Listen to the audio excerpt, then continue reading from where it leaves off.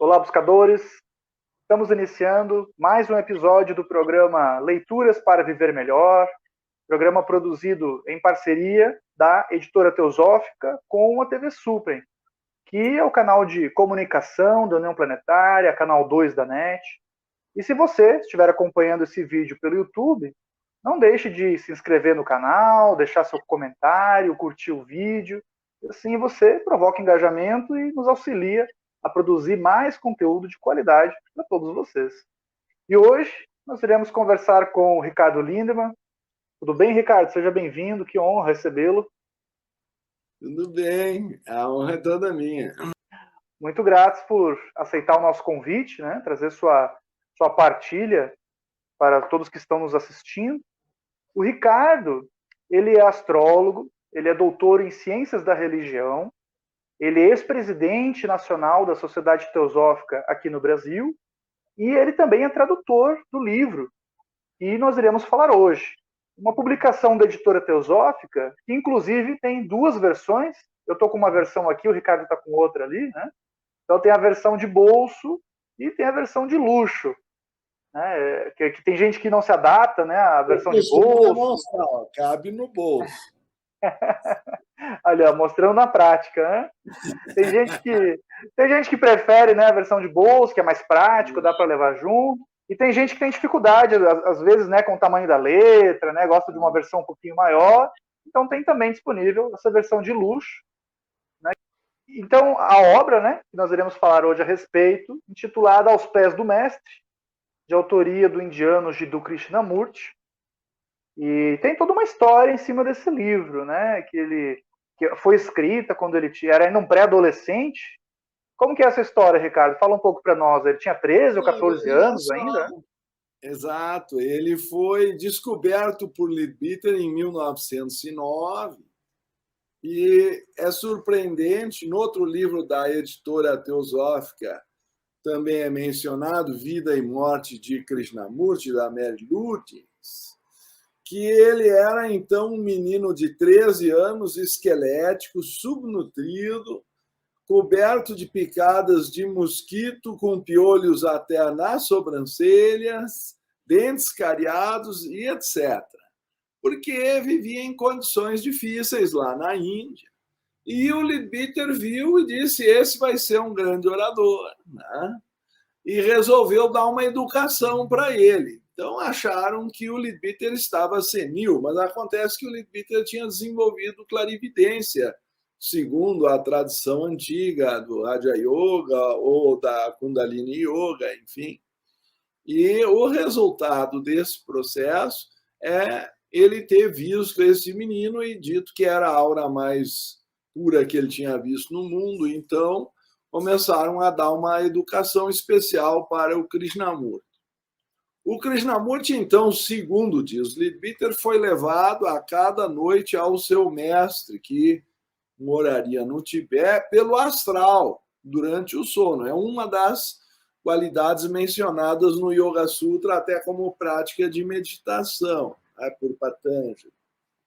E o resultado disso é que ele trazia a última linha na memória. Eu quero dizer que recebia uma moral da história no final da instrução e na manhã seguinte, ao despertar, ele anotava no diário dele só a última frase que ele lembrava, então, da instrução recebida à noite.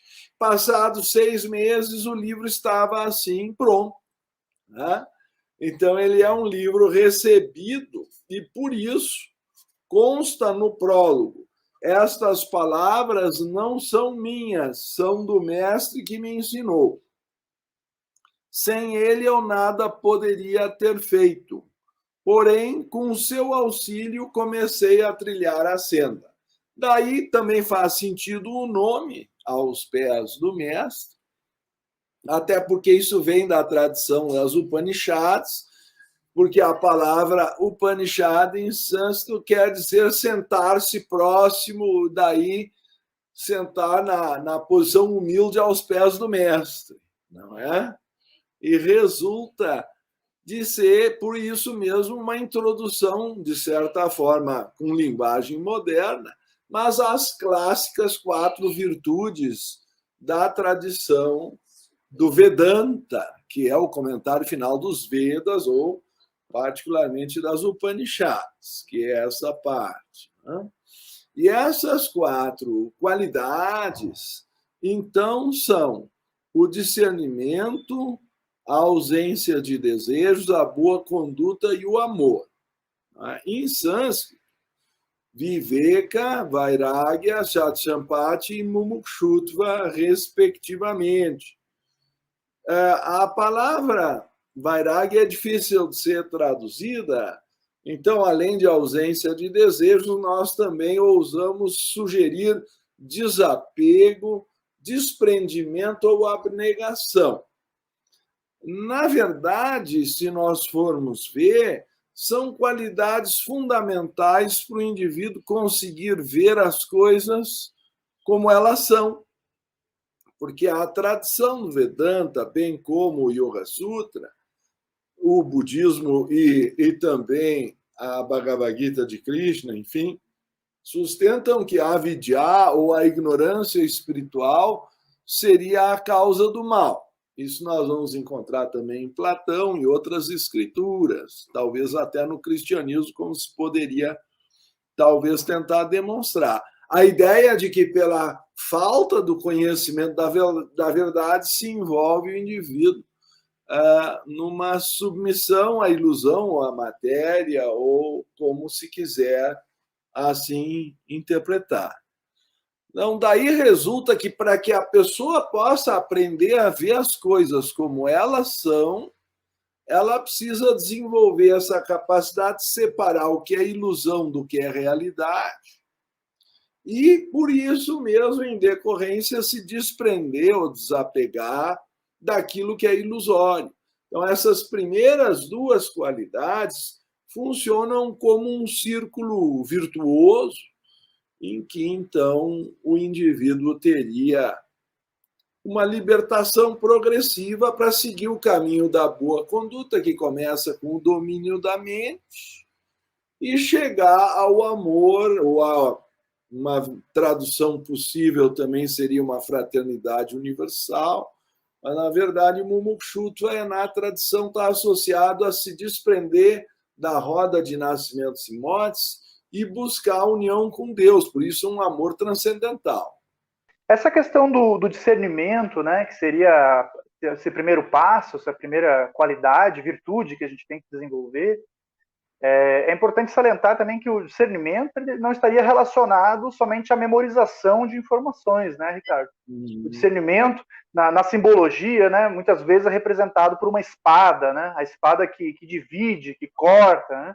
Então, o discernimento, ele como que você definiria, assim, né, para quem está começando o estudo, chega nessa obra? Essa é uma obra indicada para quem está começando no estudo teosófico, né? Às vezes, chamar de mingauzinho teosófico é a nossa primeira papinha, né? Mas não se surpreendam, é porque é pequeno, tem 64 parágrafos apenas. Eu é que engordei a obra botando 44 notas, né? Então, que estão fora do texto, na sequência, para não atrapalhar ou perturbar, induzir a leitura. Então, as notas do tradutor foram postas a posteriori. Mas, essencialmente, o ponto que creio tu estás colocando, em espanhol, cernidor é uma peneira, né? Em português, discernir parece relacionar-se a separar a casca do cerne ou fazer uma distinção. Se me permitirem, quem sabe ler o primeiro parágrafo, diz: a primeira dessas qualificações é o discernimento, usualmente tomado no sentido da distinção entre o real e o real, que conduz o homem à senda, no caso espiritual. E depois é acrescentado: entras na senda porque aprendeste que somente nela se pode encontrar as coisas merecedoras de aquisição. Os homens que não sabem trabalham para adquirir riqueza e poder, poder, porém esses bens são, quando muito, para uma vida somente e, portanto, irreais. O sentido de irrealidade aqui é no sentido de que não dura, que vira cinza, que vira pó. Tá? E por isso a necessidade do desapego, do desprendimento, porque se eu apegar-me a uma coisa que não vai durar, eu vou potencialmente eu já estou sofrendo, mas cedo ou tarde o sofrimento será inevitável, né? Há coisas maiores do que essas, coisas reais e duradouras. Quando as tiveres visto uma vez, não mais desejarás as outras. E hoje, o paradigma da humanidade, eu costumo dizer, né, como educador, que ele mudou, né? Antigamente, o problema da humanidade era a falta de informação. Hoje, talvez, o problema seja o excesso, né? Entra também um certo discernimento, porque eu preciso escolher o que vale a pena ser estudado, porque não dá tempo para estudar tudo. E eu diria que esse é o livro. Se eu tivesse que ir para uma ilha deserta e só pudesse levar um, levava esse. Este é o programa Leituras para Viver Melhor. Hoje estamos conversando com o Ricardo Lindemann sobre a obra Aos Pés do Mestre, de autoria do indiano Jiddu Krishnamurti, ainda um jovem de 13 anos quando escreveu a obra. E nós iremos agora para um rápido intervalo e voltamos daqui a pouco. Até já.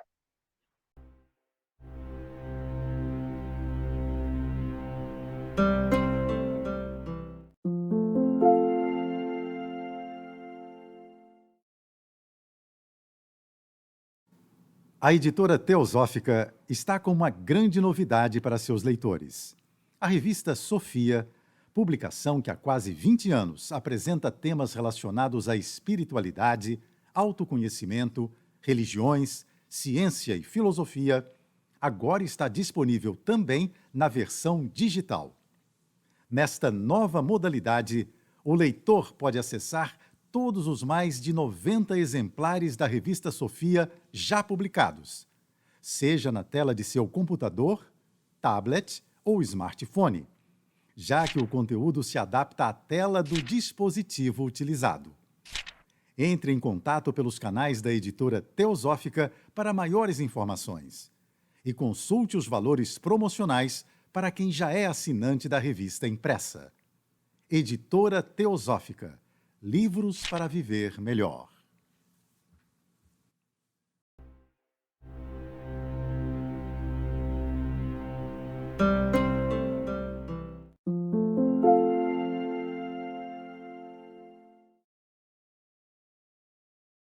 Estamos de volta com o programa Leituras para Viver Melhor, hoje conversando com o Ricardo Lindemann sobre a obra Aos Pés do Mestre, de autoria do Jiddu Krishnamurti.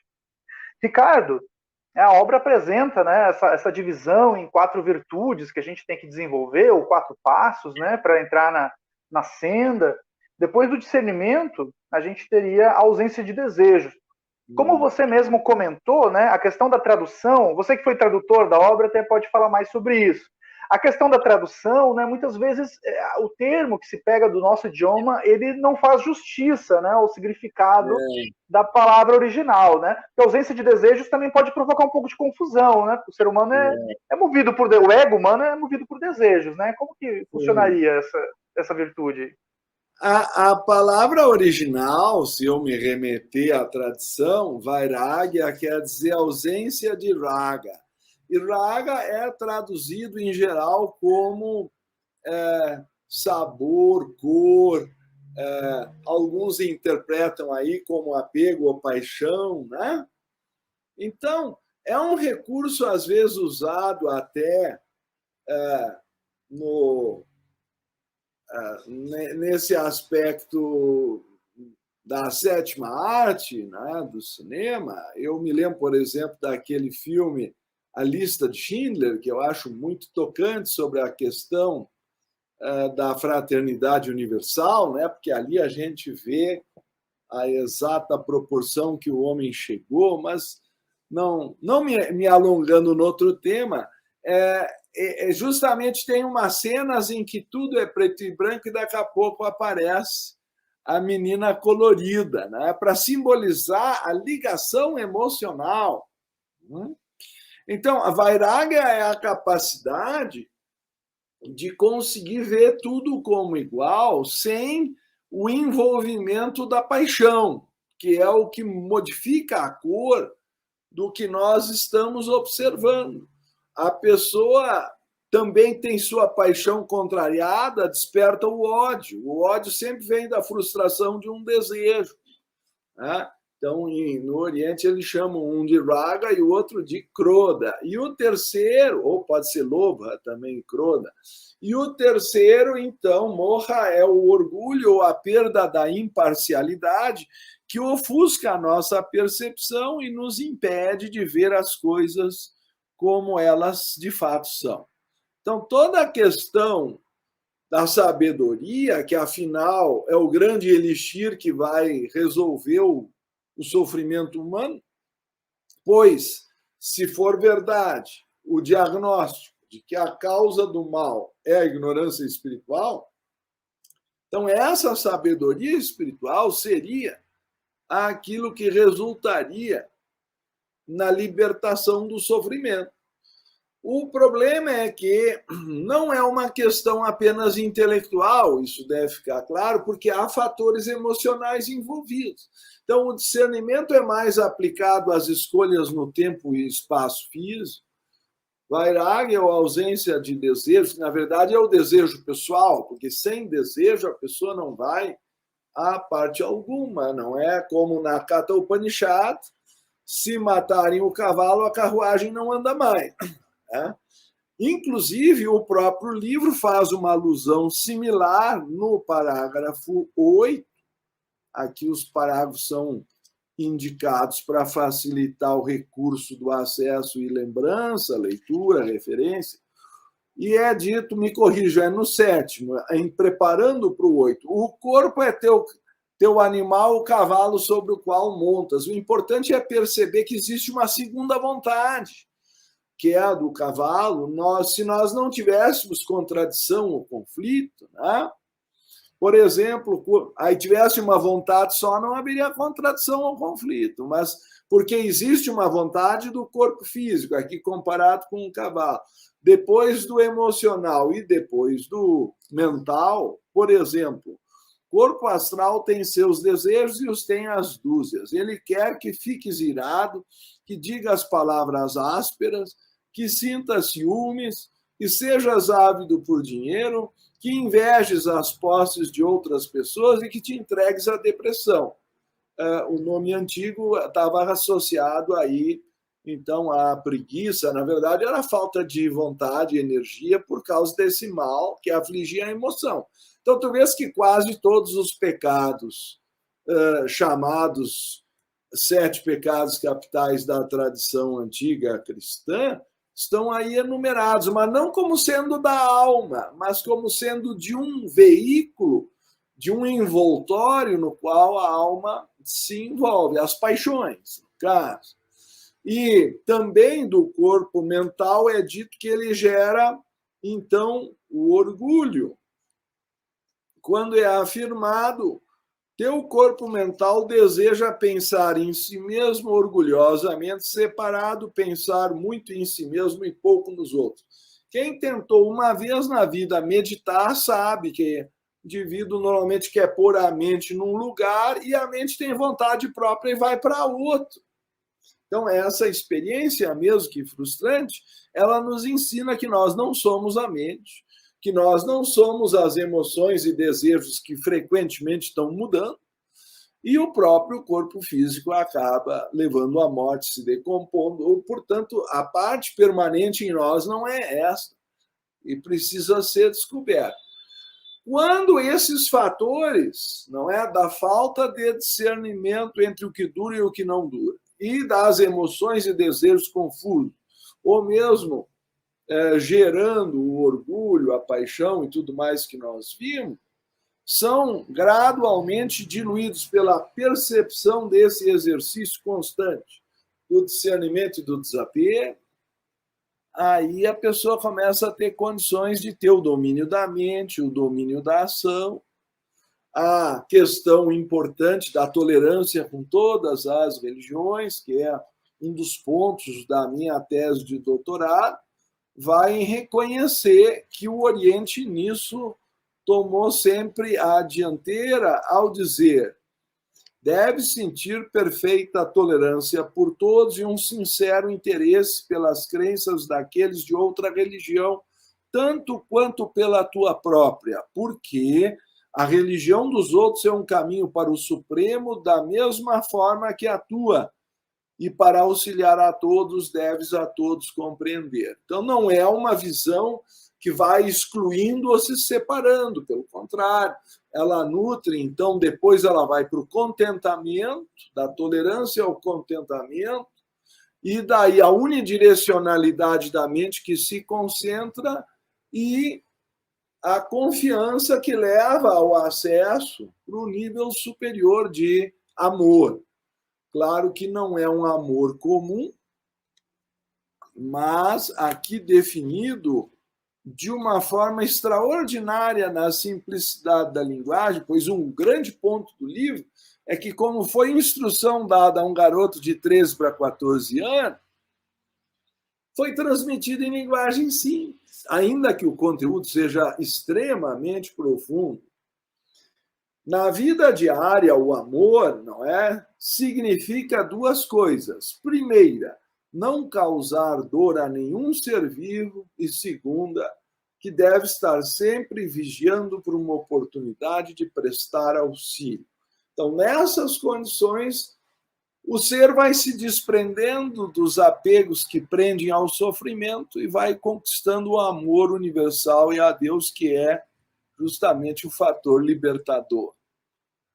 Então, a outra visão de Eugene Lotz Branco, interpretada até por aquele que levava o Krishnamurti à instrução, seria o Leadbeater, é que Deus é bom, a alma do homem, ou o homem é imortal, e colhe o que semeia. Então, no fim, esse é o processo que nós temos que assimilar na escola da vida. Como é importante, né, a gente ter uma maior compreensão do verdadeiro significado dos termos, né? Que nem no primeiro bloco, você comentou uma chave que eu considero muito importante, assim, que quando eu compreendi, me facilitou muito. E quando se fala na literatura de o real e o ilusório, de fato, não se está se referindo, né, como muitos interpretam, né, de que o mundo de Maia é um mundo falso, que não existe. Ele existe, mas ele é temporário, ele é transitório, né? Como diz a doutrina secreta, né, é real para a consciência no momento em que ocorre.